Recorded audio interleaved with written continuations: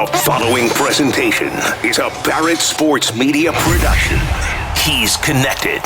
Jason Barrett says, I'd like to see you here. The answer is when, where, what do you need? Respected. He's got a long and distinguished career in the sports radio business. Truly one of the titans of our industry. And unequivocally invested. This is the place to be if you're in the sports business. He is Jason Barrett, and this is the Jason Barrett Podcast. Now bringing you in-depth conversations with the best and brightest in sports media and shedding light on the industry's biggest opportunities and challenges. Here's the president of Barrett Media, Jason Barrett. Greetings once again. I am Jason Barrett. Welcome to the Jason Barrett Podcast, episode number 4. If you've just found the show or are returning after catching a prior episode, I'd appreciate it if you could subscribe on iTunes, YouTube, or bookmark our website to stay informed of future episodes. I think most inside the business would label me as a sports radio guy, given it's where I spent my career and continue to work in a consulting fashion. But I have a lot of relationships and thoughts and questions about sports television too. So for today, I thought it was time to put a bigger spotlight on the television side of our business.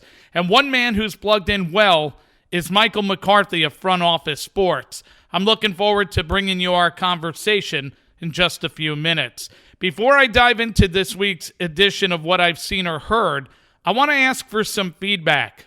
We recently promoted a link on social media to a survey we're running to help us improve our content online.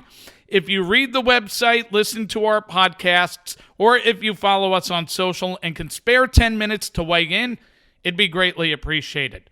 With that out of the way, it's time now for What I've Seen or Heard, and unfortunately, the LA Times this week tried to give local sports radio a black eye. I offered some feedback for the piece, so I'm quoted throughout it, and because my name is in it, I felt it was only right to address the story. Attention. Have I got your attention now? The headline read, "No one listens to sports radio in Los Angeles. Why the people in charge aren't worried." When I saw that in the LA Times this week, I'm not going to lie, I was pissed off. The headline is very deceiving. I was asked in February by the Times if they'd be able to attend our summit in New York City on a media pass to work on the story.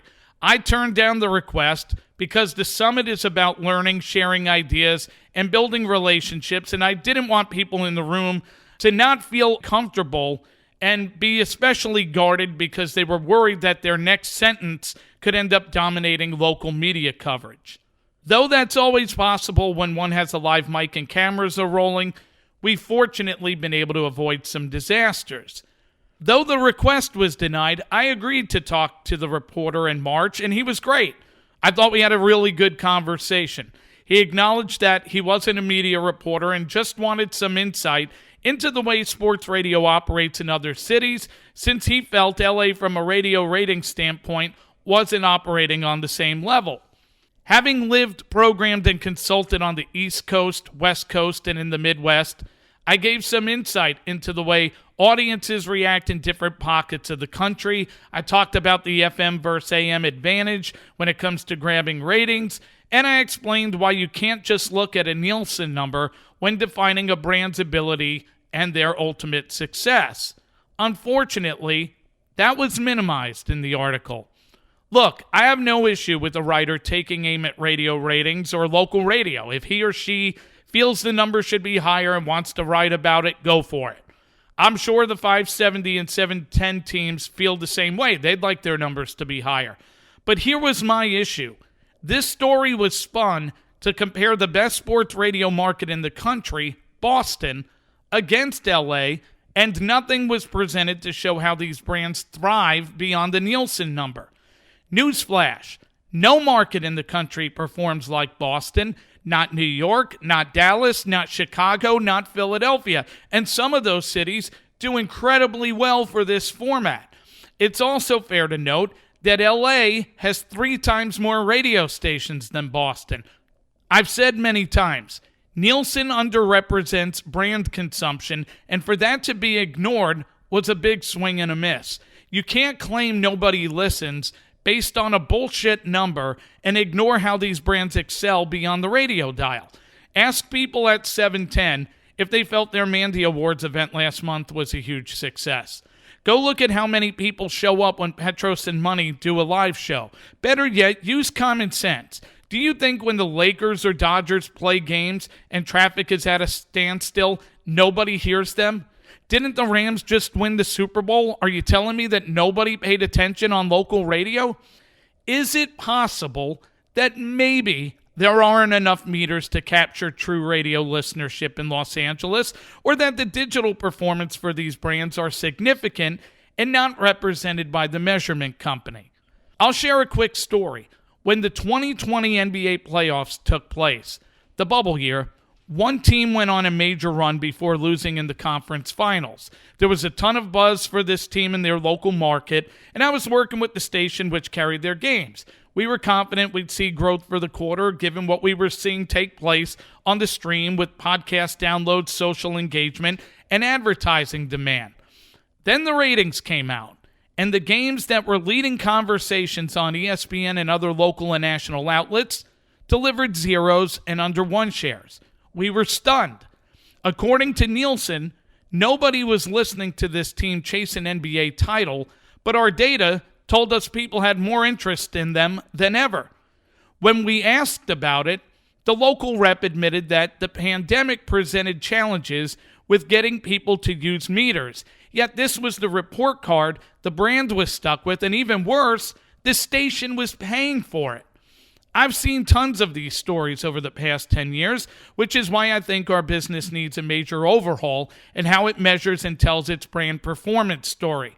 I'll admit, it impacts our website coverage. We didn't put out quarterly ratings in the winter or the spring because the more we keep doing it, the more we highlight a broken system and give it credibility. I love numbers. I love being able to dissect where people are, what type of content they value, which days they consume the content, what we have to do to turn a P3 or P2 into a P1. But if the data is flawed and underrepresented, why are we putting stock in it? I've seen brands with 3 to 4 times the audience on their stream compared to what Nielsen says exists for local listening. I've seen stations with millions of podcast listens and video views only to have a radio number used to define if they're successful or not. I didn't even mention those who have TV simulcasts or massive websites producing high traffic. We need to ask ourselves one serious question. Do we want to be seen and measured as radio stations or as multimedia sports outlets? If we deliver audience across multiple locations and only a small part of it is used to define our success or failure, then we're allowing the problem to continue. Either we get serious about finding a way to capture the collective power of our reach and connection with a local audience, or we run the risk of having others position us as non-essential, as the LA Times did this week with local sports radio. Well done, sir. If you have any thoughts or questions about what I had to say, get in touch by email, jbarrett@sportsradiopd.com. You can also find me on Twitter @sportsradiopd. Now it's time to dive into the world of sports television, and between the Big Ten media news, the NFL Sunday ticket situation, and the numerous questions that exist entering the upcoming football season, there's a lot to examine, and I'm thrilled to get some answers for you this week by inviting my friend and one of the media industry's top insiders, Michael McCarthy of Front Office Sports, onto the Jason Barrett podcast. Yo! Listen! All right, let's bring in sports media insider extraordinaire Michael McCarthy of Front Office Sports. Mike, before we deep dive into a bunch of the contractual stuff going on television, I just want to get your first perspective of what we saw take place this past week. The Field of Dreams game, obviously a big hit for Fox, but one that caused a lot of reaction, some good, some bad, was the Harry Carey hologram experiment. And what's interesting, Mike, I'm sure you talk to people, and we talk about the business sometimes not being willing to take enough chances. Here's a perfect example. Fox takes a chance, and then what happens when they take a chance? 50% love it, 50% hate it. From where you sat watching this past week, what was your reaction to the experiment? It was a nightmare. I was horrified. Personally, I'm not a fan of using dead people in commercials or stunts, programming stunts like that. Let the dead lie. I thought it was a poor idea, and it was executed even worse. I mean, he looked like, Sid the cue card guy from the Larry Sanders show. And I agree with you to some extent, Jace, that I love when people take chances. But there was a great line in Jurassic Park. Some people go ahead and do things because they could, but they never figure out if they should. And this was one of those examples where they should have said, this is in poor taste, and let's talk about it in the meeting, but ultimately, let's not greenlight this. I agree. I think the point you brought out about letting the dead lie, that's where I had an issue with it. I'm all for innovation, trying different things, but I think we could have picked a more current example to make something come to light in a positive and impactful way. That being said, Fox, the last few years with the Field of Dreams game, this has been a hit. That said, they don't have one next year. Do you think baseball needs a replacement special event? I do think that they should make this an annual event. And if I could just make one more point on Harry Carey, Jace, I mean, there were so many ways you could have included Harry Carey in the broadcast without this, weirdo, creepy CGI. I mean, you could have just run a tape of him singing it, or you could have had his son come out, or you could have, had a celebrity lead the whole thing. Play audio. Play audio. I mean, there were a million different, ways to do it. They picked the best one. Having said that, I said last year that the Field of Dreams telecast by Fox was the best thing I saw on TV all season, that it should simply win the Emmy hands down. Now, this game wasn't as good, and this telecast wasn't as good as last year, but I think, Jace, that it proved to be kind of an outdoor hockey type event for Major League Baseball, which they should do every year, year in, year out. Obviously, they can't do it next year. Field's under construction, but I think it has proved its worth. Yep. I couldn't agree more. I think it's one of the real hits that we've seen on television. And you brought up a good point, tying it back to the NHL when they did the Winter Classic, another big hit. In the NHL at that time needed that. Obviously, you look at the news cycle right now. There's a lot being made about the Big Ten and their TV situation. Now that both the Big Ten and the SEC are promised the 3:30 slot on CBS in 2023. Do you think ESPN is in a position of power to start the SEC deal a year early? I think it could be. I think ESPN is stung by this whole Big Ten negotiation. I think stung and a little stunned. I mean, the ESPN has been showing Big Ten games for 40 years. Yep. So I think they were surprised. So I expect ESPN to counterattack strongly, whatever way they can. I mean, one of the things that's funny about ESPN is, everybody likes to think that they sit back, but no, they're always looking for an advantage. I'll give you a perfect example. Them rating Fox for Troy Aikman and Joe Buck. I mean, Who the hell would have thought in a million years that those guys would go to ESPN? But Jimmy Pitaro saw the opening and he swooped in. I think to your point about the SEC, you know what I mean? I see ESPN doing that if they can. And they also see it as a way to reassure the SEC that you're still the preeminent college football conference. They need to reassure them because the Big Ten is getting all the attention. Let's face it. Yep, they are. And what was interesting when you're reading the story and seeing how it progressed, and obviously the Big Ten weren't in love with ESPN Plus as many others are. I'm curious to get your feedback. Do you think the Big Ten's insistence that ESPN Plus not be part of a new media deal was about not wanting any streaming-only games or about not wanting to devalue an exclusive streaming rights package? I think it's very simple, Jason. I think, and we broke this story exclusively in Front Office Sports. Kevin Warren wants the Big Ten to be the NFL of college football. And what I mean by that is he wants to condition viewers to think of Big Ten games the way they think of NFL games. Mm-hmm. Now, look how Warren is replicating this. It's actually it's genius. On Saturday, you're going to have a triple header of games, all on free broadcast television, right? Fox on the early game, CBS in the afternoon, NBC in the late night game. Well, that mirrors exactly what the NFL does the following day, right? You either have Fox or CBS, broadcast television. You have a late game on Fox or CBS, and then you have the primetime game on NBC. So I think Kevin Warren, a former NFL guy, is brilliantly following the NFL's model. And who can blame him? Because, the NFL used free over-the-air broadcast television to turn itself into not only the most popular sport in the country, but the most popular entertainment property in the country. I think it's a great idea. And on top of that, the most financially lucrative in those regards, because you look at what the NFL is doing, it's on a different level from everybody financially with television. That being said, so much has been made the last year and a half about the Sunday ticket situation. And right now, I've seen you guys report, I've seen others, talking about Apple seems to be the favorite. But I would go back, a few months ago, it was going to be ESPN Plus, and then they were going to find another way to get things done. Where is that situation at as of this time? All of my sources peg it as Apple. I don't know what the delay is. Perhaps Goodell and Apple are waiting for some sort of special day to make the announcement, maybe timing around the kickoff of the new season.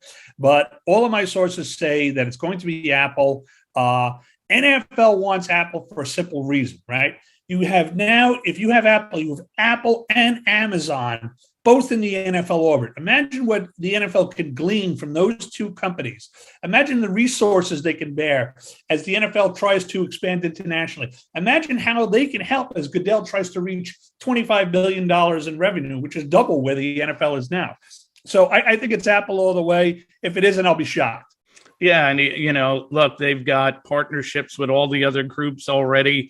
You get those two in somewhere down the road when the next rights deal comes around. Now Google, now Facebook, now who knows what, TikTok at that point might be as big as YouTube. So who knows? But obviously they want those people involved, those groups, because there's so much revenue there to be had in the future. That, with that in mind, Mike, if Apple gets the Sunday ticket deal, what does that do for their chances of landing an NBA streaming package in the future? I think it, hugely increases it. I mean, once the Big Ten is over, the next big rights deal is the NBA. And the NBA, more than any other league, has shown the willingness to take a risk with its media packages. Remember, the NFL has always been super conservative, right? They want free over-the-air broadcast television. You can see the game even if you have like one of those little mouse ears, you know what I mean, with the antennas, you put it on WTV. Whereas the NBA was the first to go all cable with its package. So I think, that they're going to be huge factors, the Googles, the Apples, the Amazons in the NBA factors. And even if they're not actually going to bid the most, the leagues use them, Jace, as a stalking horse to drive up the price, which is exactly what they did with the last NFL deal. Well, and obviously the league needs them involved because Turner and ESPN have been the two places you go for NBA coverage, and both do a tremendous job for different reasons. Down the road, if you don't have Apple involved, who would be the real competition for Turner and ESPN? Because if you want more money out of those networks, you've got to have other dance partners involved. Yeah. Fox, I don't see Fox going after the NBA, although that could surprise me. And you're right. Who else is out there? ESPN is still ESPN, and ESPN has ABC. If you notice, ESPN kept ABC at arm's length for 20 years. But all of a sudden, Jimmy Pitaro comes in, and now all of a sudden, Disney and ESPN are one. And what Pitaro was doing, and Norby and the rest of them are very smart, is they're using ABC to counter the fact that ESPN is losing subscribers. Okay, so everybody's saying, well, ESPN is down to 80 million homes. Well, wait a second, we got ABC. So we can show the NBA Finals on ABC. We can show college football on ABC. We can show the Big Ten on ABC. And that's been a godsend, I think, for ESPN. Since we're talking about Fox, obviously, they've announced Kevin Burkhart's going to be in the booth this year, Greg Olson. In the future, Tom Brady will be part of that. They paid him a ridiculous sum of money without us knowing if he could even do the job yet, but it's Tom freaking Brady. So if they're going to lure eyeballs, that's definitely going to help. Do they have any expectations of when they believe he will leave football for the booth? From what I hear, the expectation is that he's going to play this season and then retire.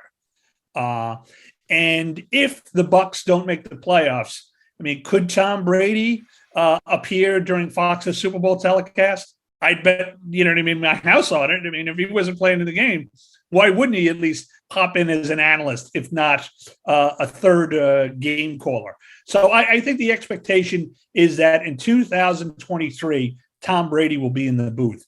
And I want to address, you know what I mean, the contract, because it's so ridiculous and the sums are so astronomical, but nobody can get their heads around it. Yep. But you got to remember, Fox said that Tom Brady will be a partner, right? So he's not just going to call he's not going to show up at the stadium once a week. He's going to be in meetings. He's going to be trotted out to advertisers. They're going to maximize his value in so many different ways that, believe me, he will be worth that money.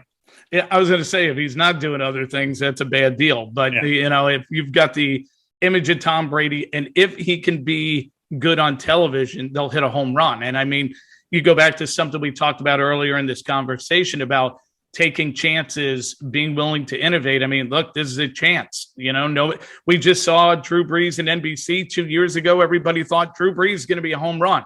A year later, he's not even at NBC. So, you know, it can go either way. But if you hit it right, you can have your guy for the next 10 years and be putting a lot of eyeballs on that network. Yeah. I personally didn't think Drew Brees was going to be a home run.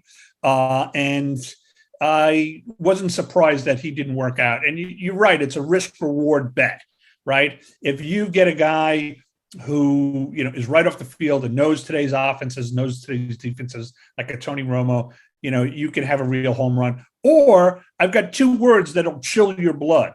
Jason Witten. Oh, yeah. Listen, you know, for every Tony Romo, there's Jason Witten. And that, you know, you go back to what we talked about earlier about Pitaro going after Buck and Aikman. Even though the Monday Night Boot the last few years got better, it wasn't perceived the way it was when Tirico and Gruden were there. And even before that, when Al used to be there and Cassell and all the big, you know, imagery you had from Monday Night Football, obviously Buck and Aikman are being counted on to restore that. And I think they can. One program, football related, that was a big hit last year, a lot of buzz around it, was the Manning Cast. I'm curious, from your vantage point, how do you expect the show goes in year two? Does this become something even bigger, or do you think that, you know, the new car smell kind of wears off? I think it becomes even bigger and better. I think the brothers are going to be more relaxed. I think the Rolodex, if anything, will expand because they'll not only be able to get returning guests like a Pat McAfee, but they'll be able to get new guests who know that there's a lot of buzz around the Manning Cast and want to participate in. I mean, I think the one thing that could take the shine away from the Manning Cast is the amount of quantity out there. They're not going to be the only game in town. Everybody and their brother is going to be doing a mega cast of some kind. And a lot of them are going to be bad. And that stench from these bad mega casts could waft up and affect the good ones like the Manning Cast. So I think if there's going to be any danger, it's that there's going to be an overload of mega casts this season and for the next couple of years. And they've got to now contend and go up against Joe and Troy, which is definitely different than Steve Levy, Louis Riddick, and Brian Griese. And so, you know, that big feel that ESPN wanted on Monday night, I mean, they're going to have it. They got two channels delivering good programming around the game. One thing I saw, Mike, that I'm just surprised by, I guess maybe I shouldn't be surprised, but the numbers surprised me, was there was an article that we did earlier this week where Nielsen Scarborough said 54% of those who watched Thursday Night Football in the last year said they are not Amazon Prime members. And there was a lot of people who didn't even know that Thursday Night Football was going to be on Amazon. How do you expect Thursday Night Football performs this year, given that Amazon's new to the game in this regard as the exclusive spot, and so many people have been conditioned to go find football through free TV? Yeah. Personally, I didn't buy that story at all. Number one, and I'll tell you why. Amazon has had Thursday Night Football for years, right, as part of a TriCast, with the NFL Network and Fox. So you already have millions upon millions of NFL viewers who are conditioned to find it on Amazon. Two, I think streaming has gotten to the point where if there's two streamers, everybody knows it's Amazon and Netflix, right? Mm-hmm. One or the other. I mean, everybody knows how to get that. Three, I mean, I don't know how many they're up to now, but I think Amazon Prime had over 80 million subscribers just in the U.S. alone. Well, that's the same sort of footprint as ESPN, and it's bigger than NFL Network. So, I saw that story. I think it's a concern for some older viewers who may not be as tech savvy, but I think it was overblown. I think Amazon is going to do just fine. I actually think there's going to be a lot of curiosity because people are going to tune in to see, how Kirk does calling NFL games with a legend with Al Michaels. They're going to want to see if they do anything different on the studio show. They want to check out the megacasts like Dude Perfect and this QB only megacast, possibly with Drew Brees that we wrote about. So I think there's going to be a strong curiosity factor with it, to see how Amazon does it different from the broadcasters. And what's interesting is we're talking about this in August. Amazon's got so much power that if it's not working, they'll just put marketing money behind it and make sure that it's on Thursday night on their network. They'll cut commercials that tell you exactly how to log in and watch it if you're that confused. Right. One will be on the splash screen, right? As soon as you go to Amazon, it'll be like, watch Thursday Night Football. I mean, they'll buy programming somewhere and make sure that it's there. So I'm not too worried about where we're at in October with finding Thursday Night Football. One group that's got massive money. I mean, you see the Live Golf, what's going on with them, and how many the stories that you guys had around Barkley being recruited and all these big names that are the money that was thrown out towards Tiger Woods was insane. What do you think the future holds for them in terms of interest in media rights? I think they are going to get a U.S. media deal. I talked to their chief media officer, Will Steger, while I was out at their Bedminster event, and he told me that this fall they're going to start formal media rights negotiations for the U.S. package. Don't forget, they've already got deals with 26 partners all over the world. So they've already got TV deals. The reason why they don't have a TV deal in the U.S. is twofold. First of all, they just got going. And as you know, TV networks do their ad commitments months in advance. And second of all, almost every broadcaster in the U.S., including ESPN, NBC, CBS Sports, is spoken for with the PGA Tour. Now, that leaves one interesting competitor, Fox. Yes, Jace, this is the same network that fired Greg Norman, the chief executive officer of Live Golf, after he swallowed the mic at the U.S. Open. And a lot of people thought that Fox scapegoated Norman for its own failures on golf. But look, business is business. I mean, I was out at Bedminster. I talked to a lot of Live people. Greg Norman has very close relationships with the Murdoch family, who we all know are Australian as he is. And, Fox, I hear, is itching to get back into golf because they want live sports rights. They don't want streaming, right? Right. So, I mean, I could see them coming to some sort of modus vivendi where all is forgiven.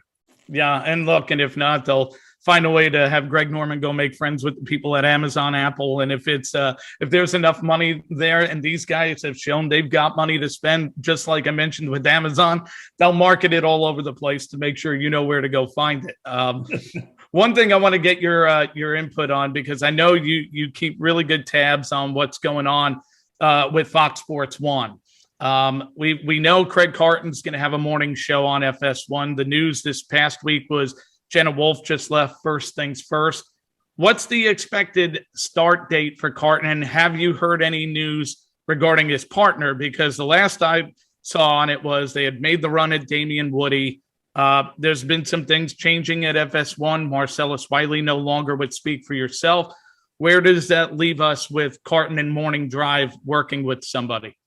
I think Carton is going to, get on the air literally within the next month. I think that the Jenna Wolf move was the first in recasting. It wouldn't be surprised me to see some of the other people from First Things First pop up on other shows. Fox always likes to mix and match its talents on FS1. If you notice, Joy Taylor was here, and then she was there, and this one was here. So they're always rearranging the pieces. getting a good partner for Carton is going to be tough. I mean, I'm based in New York, so I've had a lot of experience listening to Carton. And you really have to, be secondary to his personality. Yep. He's the show. So if you're an Ocho or somebody like that, or a Marcellus who's used to being the show, the host, and you get together with the Carton, Carton's going to try to dominate the show. So there could be a real clash of egos there. I'm going to watch that closely. How do you think this affects Nick Wright going forward? Because, they obviously built that show in mornings, First Things First, with Chris Carter and him. Then when Chris left, they really built around Nick. And now here comes Craig. And obviously Craig is ultra talented, market one, very familiar, super, will definitely get some people talking about the show. But Nick also has built a pretty big profile. How do you think this affects his future with the network? I've checked on this a bunch of times, and I always get back the same thing. Fox loves Nick. They think of him as the next Skip, the next Cowherd. So I think if anybody is sitting in a position as a successor to either of those talents at Fox, it is Nick Wright. That's how highly they think about him. Now, look, things could change. Colin Cowherd isn't going anywhere, but Skip is no spring chicken, right? Who knows if he's going to do another deal and get up at 5 o'clock in the morning or 4 o'clock in the morning, whatever it is, the time he gets up there out in LA. So if either one of those moves on, either by choice or contractually, I think Nick Wright slides into this spot. Yeah, at some point, he's going to be the Tirico to Al Michaels. If Skip's the Al of debate, at some point they're going to say 5 years from now, look, Skip, you don't got 10. You got four or five here. We'll roll with you, but we got to get the next guy in line at some point. So that'll be an interesting follow. Here's a warning, Jace, that I've told people in the business. You can only be the heir apparent for so long. Yeah. Before you become old news. Yes, that's right? true. And it's kind of it's a great position, but it's also a dangerous position. I mean, Trey Wingo was the heir apparent to Chris Berman for years on the NFL draft until he wasn't. Right. And, so you got to strike while the iron's hot. I'd rather be the guy than be the heir apparent. Correct. I'm going to wrap up with you on this. One sports media news item you expect to take place this fall that you've got your eye on. I think you're going to see NFL ratings explode. I think after that slowdown a couple of years ago, they have been steadily rising 5%, 7%. I think the NFL just continues to separate itself as a property.